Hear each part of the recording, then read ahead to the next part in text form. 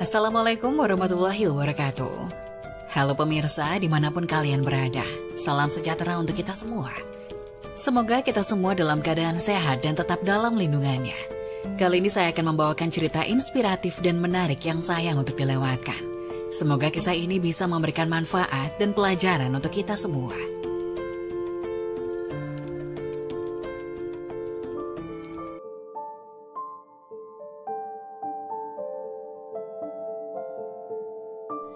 Wajib tahu, kebiasaan sholat tahajud dampaknya sangat luar biasa untuk kehidupan.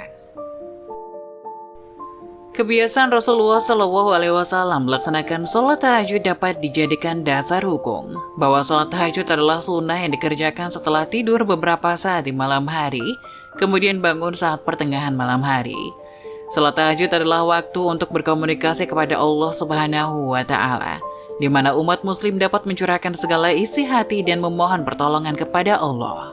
Kedekatan antara Allah dan orang yang sholat tahajud niscaya dapat membuat hati dan pikiran menjadi lebih tenang dalam menghadapi kehidupan yang dinamis ini. Sebagaimana yang dijanjikan Allah, para mutahajidin akan mendapatkan derajat yang mulia di sisinya. Tidak sedikit orang yang telah merasakan dan membuktikannya.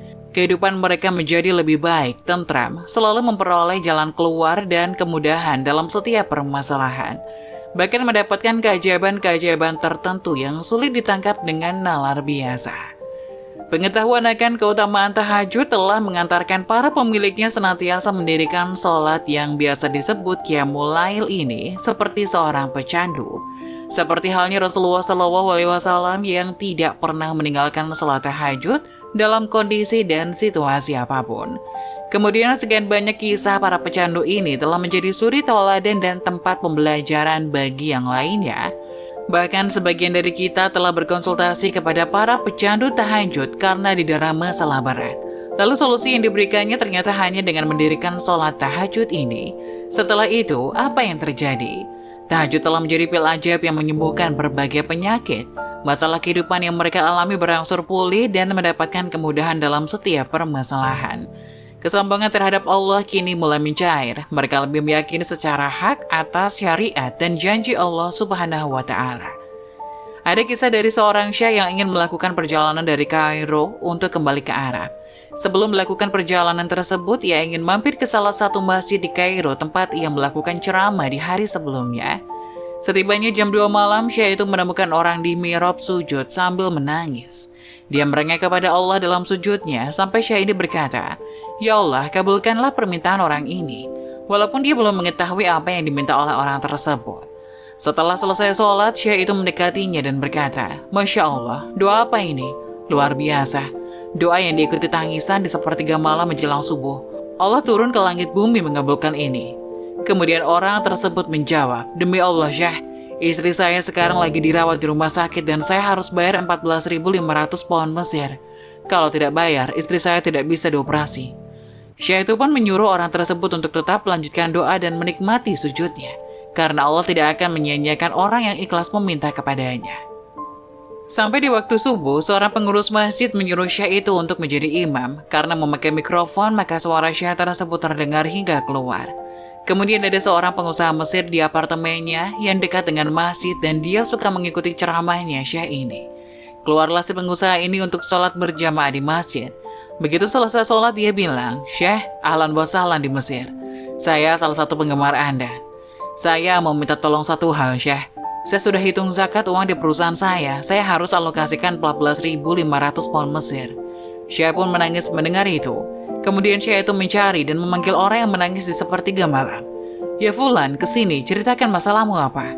Kemudian ia menceritakan bahwa ia membutuhkan biaya atau uang sebesar 14.500 pound Mesir untuk biaya operasi istrinya.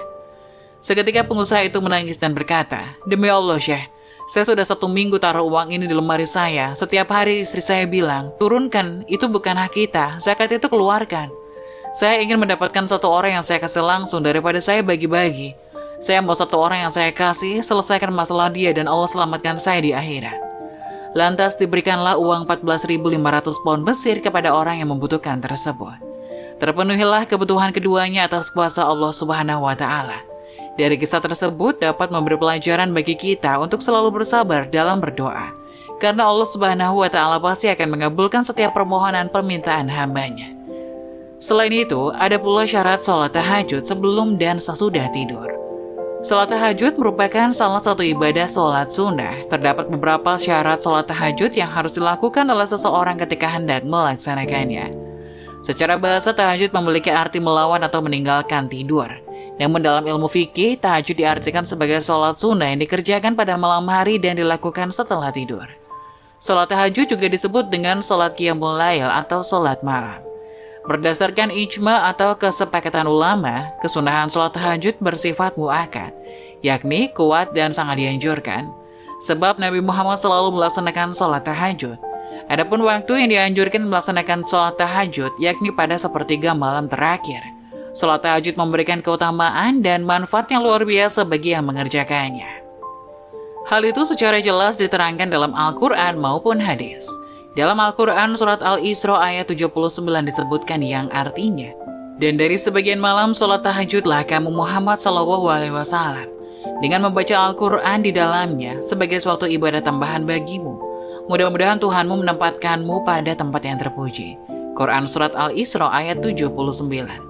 Sementara itu dalam hadis Nabi juga dijelaskan yang artinya, diriwayatkan dari Abu Hurairah radhiyallahu anhu dan ia marfu'kan kepada Nabi Muhammad, ia berkata, Nabi ditanya sholat apa yang paling utama setelah sholat maktubah dan puasa apa yang paling utama setelah puasa bulan Ramadan.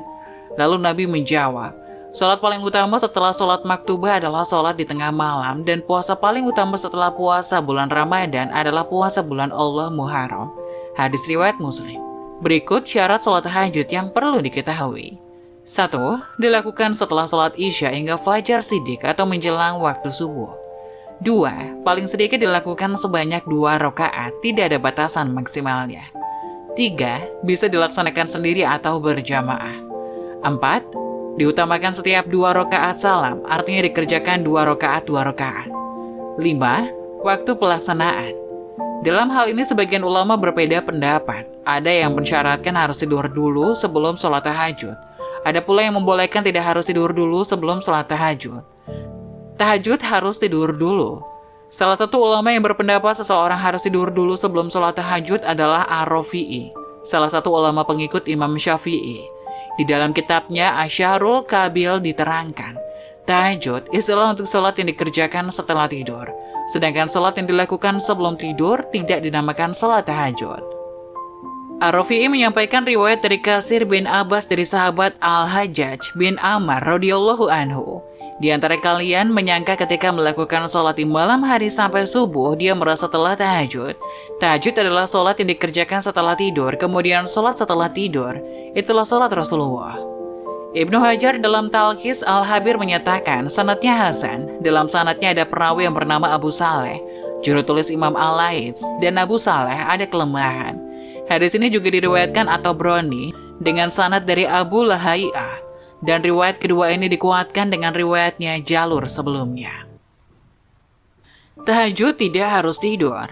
Dalam kitab Hasyiyah Ad-Dasuki, diterangkan sholat tahajud merupakan sebuah sholat yang dilakukan setelah isya, baik sesudah tidur maupun sebelum tidur.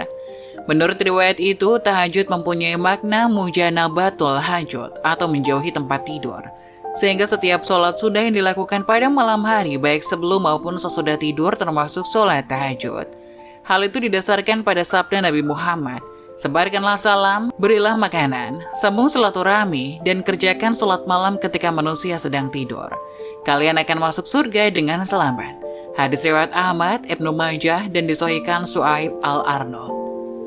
Sementara itu, Abu Bakar Ibnul Arabi dalam Al-Mausu'ah Al-Fiqhiyah 1486 mengatakan, tentang makna tahajud ada 3 pendapat. Pertama tidur, kemudian sholat, lalu tidur lagi, kemudian sholat.